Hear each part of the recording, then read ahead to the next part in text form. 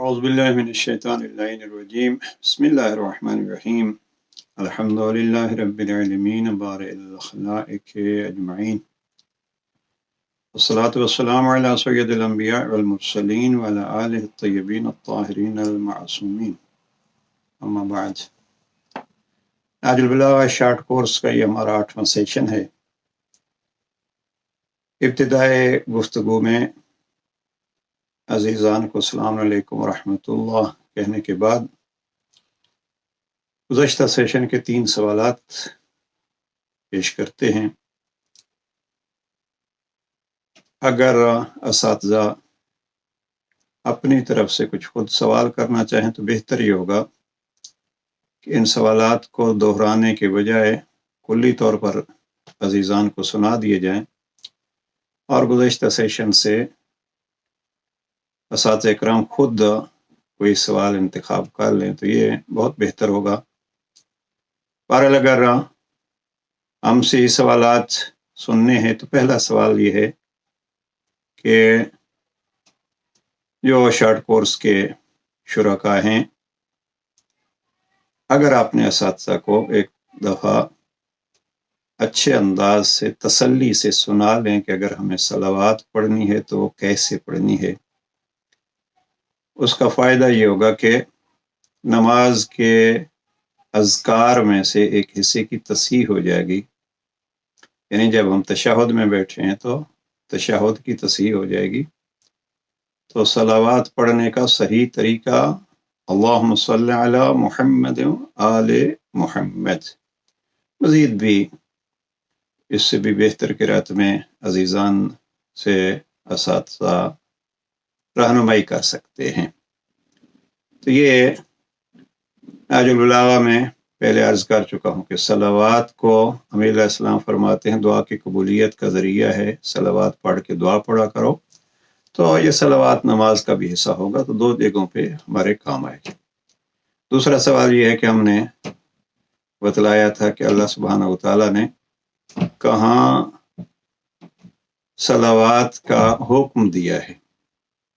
اگر آپ کو آیت یاد ہو تو بہت اچھا، ان اللہ و ملائکتہ یصلون علی النبی یا ایھا الذین آمنوا صلوا علیہ وسلموا تسلیما۔ اور اگر عزیزان یہاں اس آیت کا نمبر بتلا دیں تو بہتر ہوگا تاکہ کبھی بھول رہے ہوں تو آسانی سے دیکھا جا سکے۔ آیت نمبر ان اللہ و ملائکتہ یصلون علی النبی، یہ سورہ احزاب ہے، سورہ نمبر 33 اور آیت نمبر 56 ہے۔ اور آخری سوال اس سیشن میں گزشتہ درس سے متعلق یہ ہے کہ ہم نے آل محمد کی عظمت کے لیے یہ پیش کیا تھا کہ ایک جگہ پہ جناب امیر علیہ السلام فرماتے ہیں آل محمد پر امت میں سے کسی کو قیاس نہیں کیا جا سکتا، یعنی اس امت میں سے کوئی آل محمد جیسا نہیں ہے۔ یہ کہاں فرمایا جناب امیر علیہ السلام نے؟ نہج البلاغہ کے کون سے خطبے میں ہے یہ عظمت، یہ فضیلت؟ یہ خطبہ نمبر 2 کے آخری حصوں میں سے۔ تو یہ ہوا گزشتہ سیشن کا خلاصہ کہیے یا اس میں سے سوالات۔ آ جاتے ہیں جس چیز کو پیش کرنا چاہتا ہوں آپ کے سامنے خواتین و حضرات، طلبہ و طالبات، وہ ہے انسانی زندگی میں ایک چیز جو بہت کام آتی ہے، وہ ہے دوسروں کے تجربوں سے فائدہ اٹھانا۔ اب انسان کی زندگی اتنی محدود ہے، 50 سال 60 سال، حد اکثر جو ہیں وہ آج 100 سے بڑی مشکل سے کوئی عبور کرتا ہے۔ ہمارے ہاں عموماً 80 سے نیچے ہی انسان کی زندگی اختتام پذیر ہو جاتی ہے۔ دنیا کے اگر معاملات کو دیکھیے تو ایک انسان کی 80 سالہ زندگی بھی ہو تو بڑی معمولی سی زندگی ہے، بہت کچھ وہ سیکھتا ہے دوسروں سے، اور ہمیشہ وہ انسان کامیاب ہوتا ہے جو دوسروں سے سیکھ لیتا ہے۔ جناب امیر علیہ السلام نے نہج البلاغہ میں تجربوں سے سیکھنے کو بہت اہمیت دی ہے۔ البتہ ان تجربوں میں سے ایک سلسلہ جو بیان فرمایا ہے خط 31، وہاں فرمایا ہے کہ دیکھو میں آپ کو اپنے تجربے بتلا رہا ہوں. تفصیلی گفتگو جناب امیر علیہ السلام نے کی ہے اس پہ، اور امید ہے کہ عزیزان نے اس کا مطالعہ کیا ہوگا. نہیں ہے تو جو باقی ایام رہتے ہیں، باقی 4-5 ایام میں اس خط 31 کو ایک دفعہ کم از کم اگر روزانہ بیس پہ آپ ایک صفحہ پڑھ لیں، 1.5 صفحہ پڑھ لیں، تو انشاءاللہ اس پہ آپ مطالعہ کر سکتے ہیں. اور اساتذہ اکرام کے لیے کہ ہم نے اس سال انہی شارٹ کورسز کے لیے قیمت 2000 کی تعداد میں یہ خط 31 شائع کرایا ہے. اسلام آباد میں یہ کاپیاں میسر ہیں، اور اگر کہیں دور دراز کا سلسلہ ہے تو آپ واٹس ایپ پہ بھی یہ منگوا سکتے ہیں. PDF کاپی اس کی واٹس ایپ کی جا سکتی ہے. کوشش کیجئے کہ اس کو پڑھا جائے. جناب امیر علیہ السلام نے اپنے بیٹے کو، پہلے تو یہ ہے کہ باپ اور بیٹے کے تعلق کو بڑے خوبصورت الفاظ میں بیان فرمایا ہے. اور امام فرماتے ہیں بیٹا میں وصیت آپ کو اس لیے کر رہا ہوں کہ میں سمجھتا ہوں کہ آپ میرا ایک جز ہو. یہاں امام نے اس جز پہ زور دیا اور فرمایا کہ بیٹا آپ میرا جز ہو، تو میں آپ سے پیار، آپ سے محبت آپ کو سکھانے کے لیے یہ وصیت کر رہا ہوں. پھر فوراً امام فرماتے ہیں آپ میرا جز ہو نہیں بلکہ آپ میرا کل ہو، جو میں ہوں وہی آپ ہو. ابھی باپ جو بیٹے سے اظہار محبت کرتا ہے، یہ اس کے لیے بہترین الفاظ ہیں، یا یوں کہیے کہ باپ اور بیٹے کے رشتے کے لیے یہ ایک بہترین نمونہ ہے. باپ اور بیٹا ایک دوسرے کا کل ہیں. اب اس انداز سے زندگی اولاد کو گزارنی چاہیے، باپ کو اپنے بیٹے کے نسبت اور بیٹے کو اپنی باپ کی نسبت. یہاں آپ جوان عزیزان تشریف فرما ہیں. قرآن مجید نے بار بار جو تاکید کی ہے وہ تاکید والدین کو اپنی اولاد کے حوالے سے کم کی ہے. مثلا کہا کہ ان کے لیے دعا کیا کیجئے، لیکن زیادہ تاکید اولاد کو کی ہے. اور وہ کیوں کی ہے؟ اس لیے کہ اللہ سبحانہ و تعالیٰ کو معلوم ہے کہ اکثر نافرمانی اور والدین کی خدمت میں کوتاہی زیادہ اولاد کی طرف سے ہوتی ہے. آپ عزیزان اپنے آپ کو ذرا پرکھیے، جانچیے، اپنی روزمرہ کی زندگی کو دیکھیے کہ ہمارا والدین کے ساتھ کیا تعلق رہا ہے. میں کبھی اس سیشن میں اس شارٹ کورس کی کسی درس میں عرض کر چکا ہوں، لہذا وضاحت نہیں. بس اتنا یہ ہے کہ اگر تجربات سیکھنے ہیں تو تجربات میں بھی سب سے پہلے اپنے ماں باپ کے تجربوں سے فائدہ اٹھائیے. اور مومن وہی ہوتا ہے جو ایک سوراخ سے 2 دفعہ نہیں ڈسا جاتا.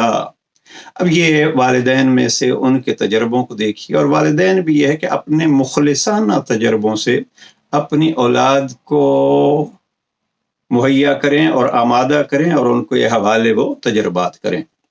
ہمارے یہاں اکثر یہ ہوتا ہے کہ ہم ماں باپ نے ایک غلطی کی، اور اس غلطی کو کہ ہمارے ماں باپ نے یہ کیا تھا. اب ہمارے ماں باپ نے اگر غلط کیا تھا تو اس غلط کو، البتہ یہ ہے کہ ایسے نہیں ہے کہ ہر بچہ اٹھ کے کہہ دے آپ نے غلط کیا تھا. نہیں، اگر واقعاً ایک غلطی ہوئی ہے تو والدین کو بھی اس، مثلا ہمارے ہاں جہاں قبائلی سسٹم ہے، قبائلیوں کی دشمنی، اپنے ایک دوسرے کے قبیلوں کی دشمنی، یہ کوئی بات نہ ہوئی کہ اس میں چونکہ ہمارے وہ دشمن تھے، اس میں کوشش کیجئے کہ ان دشمنیوں کو ختم کیجئے.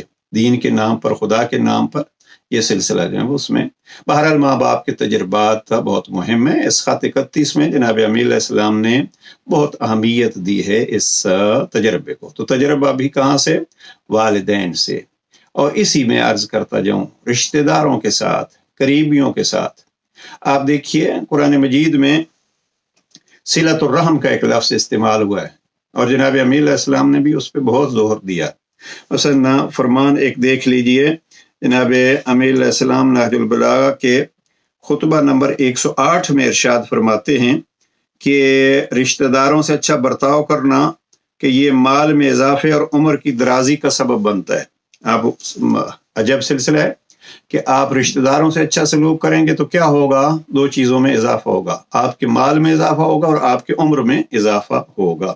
اب صلۃ الرحم کی بحث مجھے زیادہ نہیں چھیڑنی، بس اتنا کوشش کیجئے کہ رشتہ داروں کے ساتھ اگر اب تک نہیں بن رہی کسی وجہ سے تو کوشش کیجیے آپ ان کی غلطیوں کو معاف کیجیے، اور دوسرا جو ہے وہ آپ کی غلطیوں کو معاف کرے تاکہ یہ سلسلہ ختم ہو۔ اب میں جو عرض کرنا چاہتا ہوں، اس صلۃ الرحم کی جہاں تاکید ہے اس میں بھی سر فہرست والدین آتے ہیں، اس لیے کہ انسان جب دنیا میں آتا ہے تو پہلا رشتہ جو اس کا قائم ہوتا ہے وہ رشتہ ماں اور باپ ہیں، اور پھر انہی کے ذریعے سے آگے بھائی بہن اور باقی کوئی ماموں ہے، کوئی چچا ہے، کوئی پھوپھی ہے، کوئی خالہ ہے۔ تو یہ رشتے کس ذریعے سے ہوئے؟ یہ رشتے ماں اور باپ کے ذریعے سے ہوئے۔ لہذا جب صلۃ الرحم کا حکم آتا ہے تو سب سے پہلا رحم اور رشتہ کیا ہے؟ یہ والدین ہیں۔ اس لیے والدین کا خیال دو چیزوں میں اضافے کا سبب بنتا ہے۔ بہرحال بات ہو رہی تھی تجربے کی۔ جناب امیر علیہ السلام یہاں اپنے بیٹے کو فرماتے ہیں، بیٹا میں نے اگرچہ گزشتہ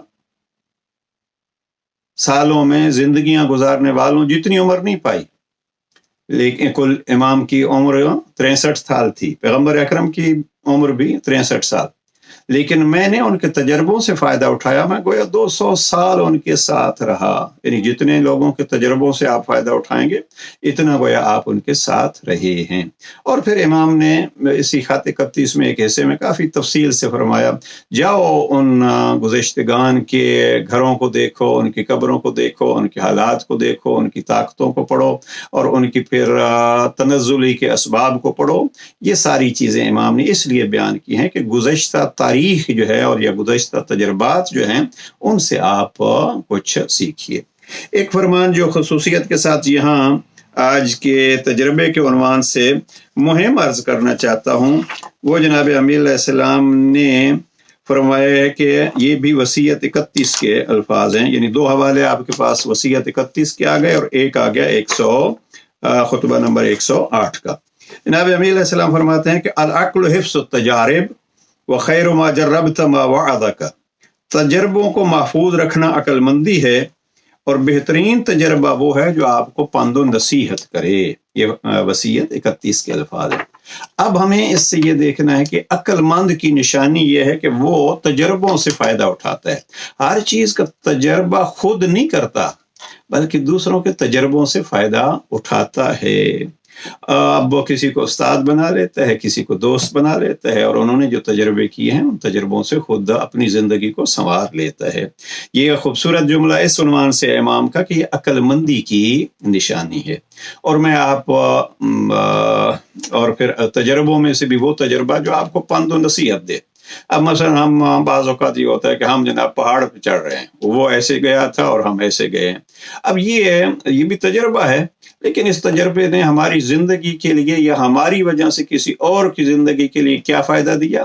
کام وہ کیجئے جس میں کم از کم ورزش کی بنیاد پر ہو اور جسم کی حفاظت ہو۔ تو بہرحال تجربات وہ امام فرماتے ہیں جو پند و نصیحت جن سے ملے۔ اب پند و نصیحت ملے تو اس کو آگے بھی پھر تقسیم کیجئے۔ تو امام نے تجربوں سے فائدہ اٹھانا عقل کی نشانی قرار دیا ہے۔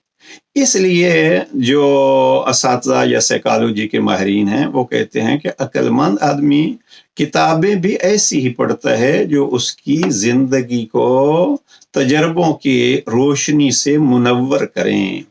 مثلا میں نے بعض جگہوں پہ دیکھا ہے کہ بچے جو ہیں وہ جو ذہین بچے ہوں گے وہ معلوماتی کتابیں پڑھیں گے، اور میں پہلے بھی کہہ چکا ہوں، اور اس وقت یہی کہوں گا کہ کم از کم اس وصیت 31 کو پڑھیں گے اور قرآن مجید کی تلاوت کریں گے تو یہاں سے تجربوں کا ایک سلسلہ ہوگا۔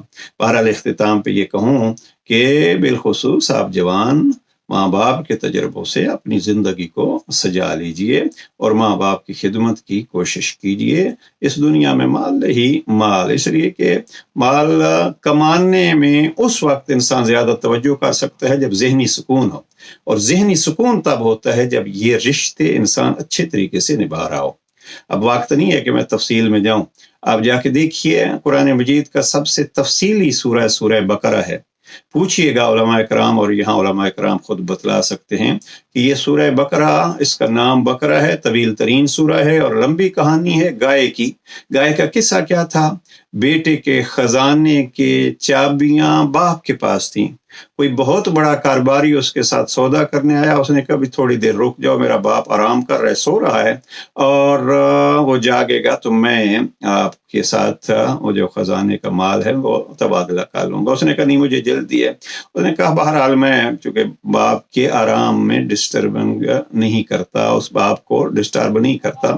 اب اس میں کیا ہوا، باپ کو جب پتہ چلا تو باپ کے پاس ایک گائے تھی، اس نے بیٹے کو دے دی، اور اس گائے کی وجہ سے پھر بنی اسرائیل کا ایک قتل ظاہر ہوا، اور وہاں گائے کی پورے چمڑے کے اندر سونا بھرا گیا، تو تب اس گائے کی قیمت وہ قرار پائی۔ یہ قصہ جو ہے وہ تفصیلی قصہ ہے، لیکن میں جو جملہ کہنا چاہتا ہوں وہ یہ ہے کہ باپ کے سونے کے خیال کی وجہ سے کہ باپ میرا سویا ہوا ہے، پھر اس کو سونا ہی سونا مل گیا۔ اب جو باپ کے سونے کا خیال کرتا ہے تو اس کی زندگی بھی سونے کی بن جاتی ہے۔ پروردگار آپ عزیزان کو ہمت دے کہ دوسروں کے تجربوں سے فائدہ اٹھائیں، اور پھر بالخصوص والدین کی عزت و احترام اور ان کے تجربوں سے استفادہ کیا جائے۔ السلام علیکم ورحمۃ اللہ۔